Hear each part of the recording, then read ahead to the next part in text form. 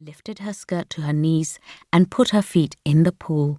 She leaned forward and lifted cups of water out of the pool and let the water fall back through her fingers into itself with a delicious splash. The gurgle of bubbling water was music.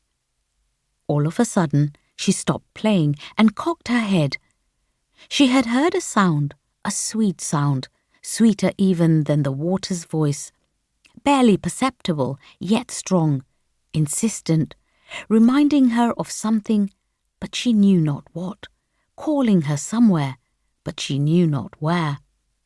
If you could turn the glow and delight of the first glimpse of the sun rising over the trees at the edge of the village into sound, it would be this.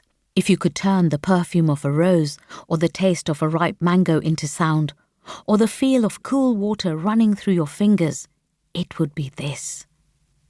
If you could turn a soul welling with wonder into sound, it would surely be this too. Jyothi stood up. The fretwork passageway led back to the front door in one direction. She had never been in the other direction, had never continued up to its end. Always they had left the passage at the arch leading into the inner court. A last glance at her mother told Jyothi the business of sorting, counting and adding was only halfway through. Her mother had forgotten her presence. She found herself in a wide room with a wooden herringbone floor, polished to such a shine she could see a faint reflection of herself in the deep brown gloss. A series of arched windows set into one wall let in the early sunlight, casting it in long slanting pools of round-topped light.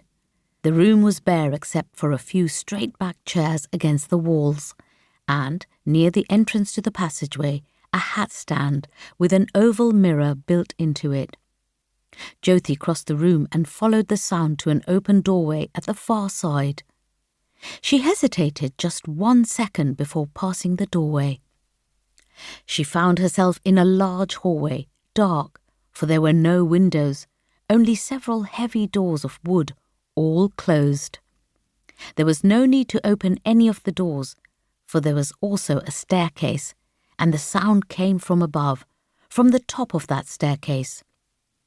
Jyothi walked up, her left hand on the banister, looking upwards as if expecting that any moment now the glorious sound would take on form and appear as a vision of light before her, a goddess beckoning her on. Along the upstairs landing, there was a wall broken by several more doors, again all closed. As in a trance, Jyothi walked along the landing, arms held out before her as if to feel her way forward. Although the landing was not dark like the hallway below, but light, and the light was coming from the far end as well as the sound. Light and sound merged into a single entity, pulling her forward, erasing the memory of Ma and the bundle of clothes downstairs, and even the memory of herself and who she was, wrapping itself around her mind and drawing her into itself.